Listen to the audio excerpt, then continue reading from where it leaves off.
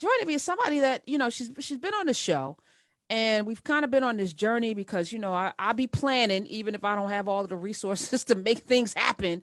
I'll be planning because this is how we get from here to there. And I'm like, how do we make sure we have healthcare? And this is before there was COVID. Everybody lives in a community. How come we can't do it like Cuba and make sure that people have the things that they need? And Cuba can get it done. What are we not doing here? And so she joined me in this journey, and then she hit my hand and tapped over here and doing it herself. So I don't have to. I appreciate that.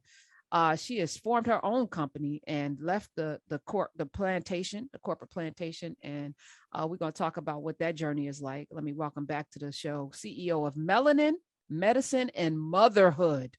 Okay, board certified pediatrician, passion in social justice. She's an advocate and a professor, researcher in all of the things, 12 countries she's worked in. Let me welcome Dr. Omolara Uwemedimo. Very good. Thank you, Karen. Thank you, Karen. Hey, Dr. Omolara, how are you? I am doing really well.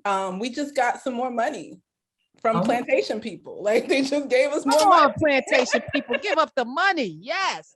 All right. Yeah. Before we get into what you're doing, I remember the tweet you talked about, being afraid of leaving, because what people, this new year, a lot of folk are quitting their jobs without a plan. And it's scary, because it's one thing to know you're going to get a check every 2 months or every month, or every 2 weeks or every month, you got benefits, like most of us live our lives planning around knowing that you're going to have this money. Working for yourself is a whole other, because it's wax and wanes. You don't know if the money's coming in, it's not coming in. What was that moment that you made the decision to do this full time? So that I have, some of your listeners may not, that I was hospitalized in May 2019. I was doing all the things, and then I lost the ability to walk in like a week. And I found out in the hospital, I was diagnosed, they said I had a brain lesion, tried to rule out that it wasn't cancer or anything, and it ended up being multiple sclerosis and autoimmune disorder. So I started doing digging because, I was in the hospital and I'm not working, which is what I'm always doing. And I was like, why is this happening to me? What's happening?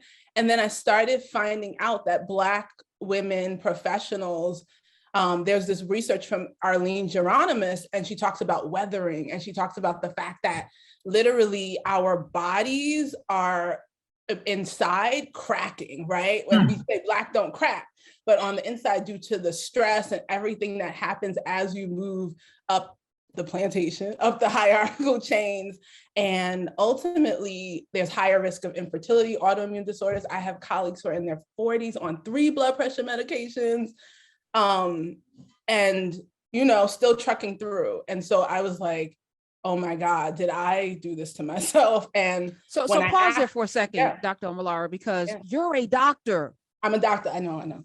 Right. And you're a mother, like you're raising babies, right? You have little girls that you're raising, and and then you have the response. So as you're talking, I'm thinking about all of the Black women out there who are holding down a household, holding it down on their corporation. They're usually the go-to person to put out all of the fires. They're doing all of the things. You got to put out the fires in the house, in the business, and you're doing all of the things, and we just suck it up. I was having this conversation today. It was like, at some point, I just told Smith, I'm taking time off, because we have to care for ourselves. And every Wednesday, the reason why I love Tanya being here, because she has nothing but peace on her face as she looks out at that water, that she's in the ocean, and she's come in with all her loveliness, and I'm halfway mad and jealous at the same time. It gives me hope that that's the goal, right? To be at that place where you could do all of the things, but not all of the things, do some of the things, but make sure you put yourself first. So as you were doing all of the things, you never centered yourself until this diagnosis? Nope. I finished, what was it? So I'm Nigerian, right? And so that means we only have like 2 jobs available to us, because otherwise doctor or engineer. We're outcast. Exactly. Right. So, along those lines, like ultimately I finished high school at 15, and the 7-year program, BSMD, and then just kept going. Like, I did not stop. And I was traveling, doing all that work. I did not stop until God stopped me. And he was like, look, you not listening, we're going to sit you down. And thank God, like now that is the most amazing thing that happened. And I agree with you. There's a book I'm reading. It's called A Time to Think. And she gives this analogy that I think is really cool, where she talks about the fact that her family, she's a city girl, her family was trying to build a fire, right? And they packed all the things to build the fire. And then a guy came over and it wasn't lighting. And the guy came over and said, you need some space in there, actually. You need to like have little carefully crafted crevices that give space. So it allows the oxygen to come in, and that's what keeps the fire going. And so if we are packing our schedules and packing everything and we don't have any space, there's no fire. There's nothing that keeps going. And I was like, ooh, I like that. I'm gonna use that in the Karen Hunter show. Oh, Dr. Uwemedimo is here. You can follow her at Dr. Omolara, which is OMOLARA on the Twitters, or you can go to omolaramd.com. So, all right, so you're in the hospital, you got this MS, and MS is so tricky because these autoimmune, and this is something I know because, you know, I had eczema and then I had the discoid lupus. Those are all, and they come in packs, right? So because your body is saying, I'm fighting you now. Oh, you won't sit down? So now I'm fighting you. So you're going to have one after the next after the next. If you don't deal with one autoimmune, they're going to keep coming in many different ways. So MS is in that autoimmune space, right? Yep. Which is your body attacking itself. And it's going to do it in different ways depending on what's going on. So how did your MS present? And then how is it under control today? Because, you know, different people is different. So it was a cerebellar lesion. So what that means is it affected my balance. So I couldn't stay up. I was clumsy. I was vomiting. I was nauseous. And then my right basically was on my right side. So my whole right side, like I couldn't do anything with. And so ultimately, I ended up doing a lot of physical therapy. I was on leave for 4 months, kicking and screaming. Like, I was like, no, I could still. They took everything, gave my work to 5 different people. They separated. Wait, pause for that. Pause, people. 5 people had to do the work of your one self. Yeah, they gave it to 5 people.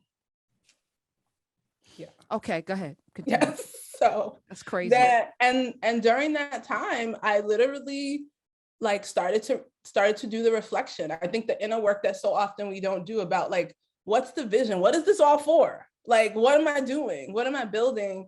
What is it that I want to create? And I realized then that at that moment, I just wanted not one near Black woman to experience what I was experiencing and to know. And so that led me to start a group, which ultimately became Melanin and Medicine Motherhood. And then it became Melanin Medicine. And what we do is just help Black women, especially those in medicine who are called to this work, but deal with so much and realize in the institutions that sometimes their dream can't be realized. And so how do you build it outside of it? How do you lead from the outside? And that's kind of, I think that's thing for us, most of us as Black women, right? I feel like we take our stuff and some people are like, okay, I'm gonna get better. But I feel like there's a trend where a lot of us get better, but then it's that ancestral piece where it's like, okay, I can't just be better. And everybody else is gonna end up like this. So that's pretty much what I did. And that's been my healing, honestly. That's been my healing. Because I was really triggered by organizations and I was like, I'm stepping away. I can't be near these people right now. That was 2 years ago. All right. So it took you 2 years because this is your first year working for yourself, right? That 2021 was totally. My first.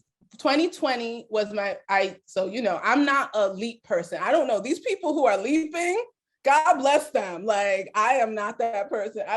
I started my businesses, both of them on 20% time. I went 80% full time. And I was like, okay, well, you guys, my job, you're going to be my angel investor. Like, so I'm basically taking the income and putting it into that and finding funding, which is what we do really well. And ultimately, by the end of December, we did so well, I was able to leave and I left full time. So 2021 was my first full-time entrepreneurship year. And it was glorious. It was glorious. Yes. What was glorious about it? Oh gosh. Well, the first thing was in March 2020, when I had finally had like my business was up and coming and coming up, they were like, look, if you have hands or legs and you're a doctor, we need you in the hospital. And I would have had to be in there, but for God being like, no, start your own business. And I had income to be like, no, I'm actually not going to do that with the autoimmune disorder and a high risk condition. And I think the glorious piece was just being able to feel like I had choices and I had freedom, right? I think freedom is so important. And I think that's the piece for many of us. I think we get to these spaces and we're like, oh, I'm successful, but are you really? Like, if you're kind of feel like you're bound and don't feel like you can make the choices that you want to make. And I understand there's a certain level of privilege, right, as a physician that I have, but I do think that, for some of us, I think that we aren't taught a lot of times to be the employer, right? I have 4 women that I employ now in my business who are Black women, and we're not taught that. Dr. Uwemedimo, I have a question, and it's got 2 sides to it. What part of being a Nigerian woman made it harder for you to make this transition to being your own boss and this freedom?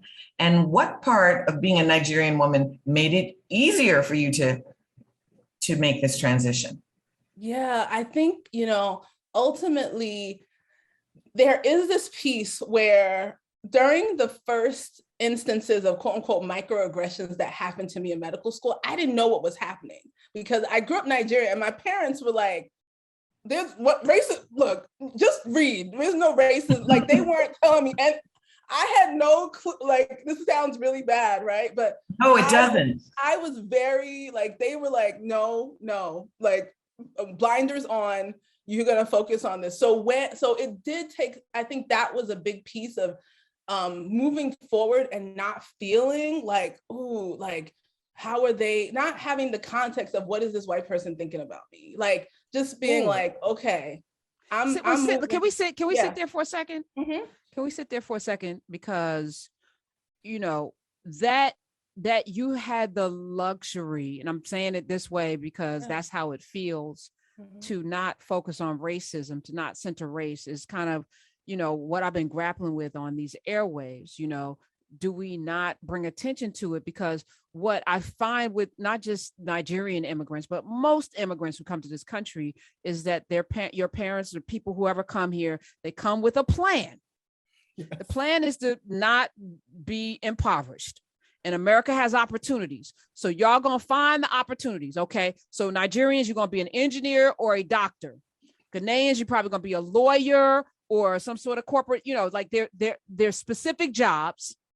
And this is the path, and you don't have any choices. So as children in those households, these are the things you're going to be and nothing else. So I've even had friends of mine like, all right, I want to be in entertainment, but I have to go to law school. I'm going to go to law school to satisfy my parents because you're not going to disappoint your parents. And it does provide blinders that lead to success, right? Now, it doesn't mean that racism doesn't exist, but by laser beam focusing on centering the goal and not all of the trauma. Now, I don't know, Black people in this country have the ability to do that. And I'm going to say that they don't. And I'm going to take Panama as an example.